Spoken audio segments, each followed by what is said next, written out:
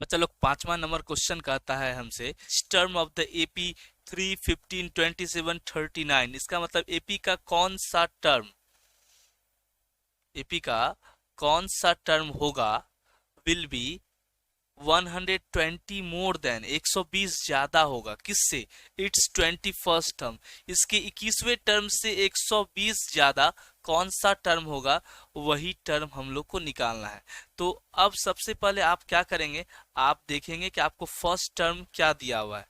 ठीक है, आप फर्स्ट टर्म लिख लेंगे जो आपको दिया हुआ है, गिवन से लिख लेंगे आपको फर्स्ट टर्म क्या दिया हुआ है। क्लियर, तो फर्स्ट टर्म को आप ए मान लीजिए यहाँ पर, तो आपका फर्स्ट टर्म हो जाएगा 3। क्लियर, आपको कॉमन डिफरेंस यानी कि डी कितना दिया हुआ है, डी दिया हुआ है 15 में से हम 3 घटा लेते हैं तो हमको आ जाता है 12। इसका मतलब हमको डी आ गया 12। अब हमको एक और चीज निकालना होगा, 21st टर्म निकालना होगा, क्योंकि 21st टर्म से 120 ज्यादा जो टर्म का वैल्यू होगा उस टर्म का मान निकालना है। तो अब हम सबसे पहला काम करते हैं, 21st टर्म निकालते हैं, इसका तो A21 निकाल लेते हैं। तो A21 बराबर क्या होगा, फॉर्मूला के अनुसार A plus n minus one, n minus one मतलब 21 माइनस वन। nth टर्म का वैल्यू तो यहाँ पर फिलहाल के लिए 21st टर्म जब निकाल रहे हैं तो n मेरा कितना है 21 है ना, इसीलिए हम 21 में से 1 घटा के d से गुना कर देंगे, यानी कि 12 से गुना कर देंगे। तो हमारा हो जाएगा a का वैल्यू हो जाएगा 3 प्लस 21 में से 1 जाएगा और 20 इंटू 12, इसका मतलब हो गया 243। तो हमारा 21st टर्म कितना आ गया 243। अब क्वेश्चन में कहता है कि कौन सा टर्म 120 ज्यादा होगा किससे, 21वें टर्म से। तो 21वां टर्म कितना है 243, तो 21वें टर्म से 120 ज्यादा, इसका मतलब है सबसे पहले मानेंगे लेट द nth टर्म, मान लेते हैं कि nth टर्म जो है एपी का,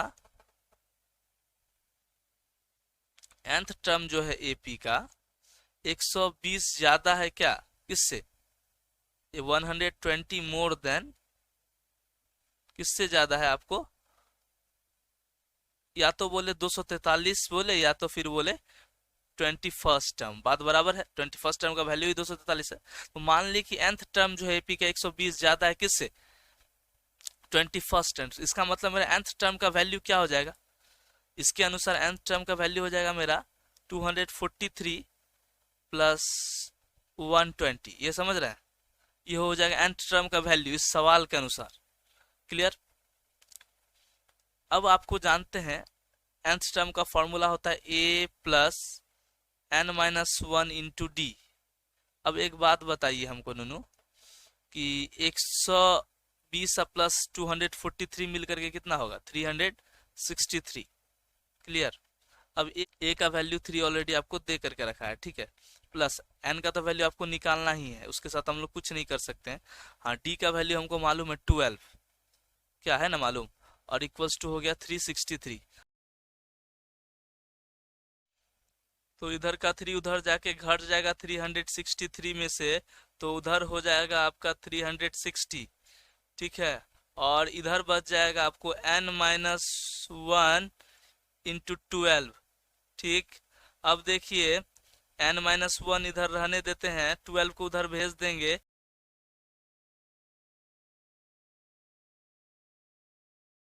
थ्री सिक्सटी बाई 12 कितना हो जाएगा 30।